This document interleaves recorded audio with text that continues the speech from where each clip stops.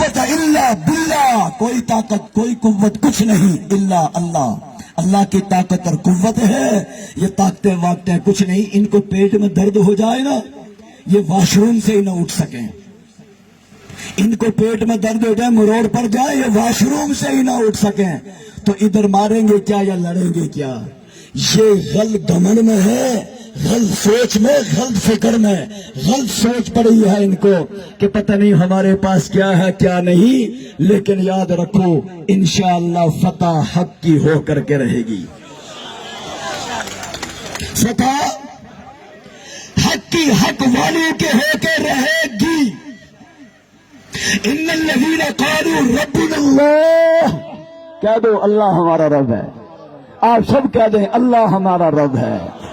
ثم استقاموا، پھر ڈٹ جاؤ چاہے کہ کٹ جاؤ، پھر ڈٹ جاؤ چاہے کہ کٹ جاؤ. پیچھے ہٹنا نہیں ہے. مریں گے، لاشیں گریں گی، لیکن اپنے وطن کا دفاع کریں گے.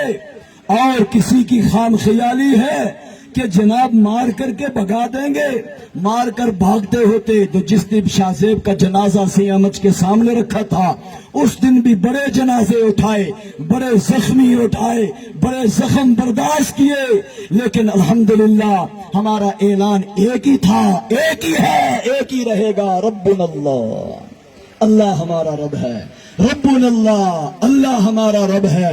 لہذا ان ساری آیات کا، ساری باتوں کا تعلق ایمان اور عقیدے کے ساتھ ہے. میرے بھائیو اپنا ایمان اور عقیدہ مضبوط کر لو، انشاءاللہ آپ رولا کوٹ سے فاتح بن کے جائیں گے. انشاءاللہ انشاءاللہ یہ قدم، یہ گھٹنے ٹکائیں گے، یہ سر جھکائیں گے، یہ مجبور ہوں گے. اللہ ان کو مجبور کرے گا. عوام کی طاقت کے سامنے دنیا کی کوئی طاقت کام نہیں کرتی. ترکی کا صدر طیب اردگان جب فوج نے اس کا تختہ الٹنا چاہا تو ساری عوام نکل کے ساتھ آ گئی، طیب اردگان کے ساتھ آ گئی. فوج جہاں سے آئی تھی وہیں گھس گئی تھی، جہاں سے آئی وہیں گھس گئی، پھر نہیں اثر اٹھا کے چل سکے. اس لیے یہاں یہ جو کہتے تھے یہ 10-20 ہیں، میں نے کہا تمہاری آنکھوں میں قوت بینائی ختم ہو چکی.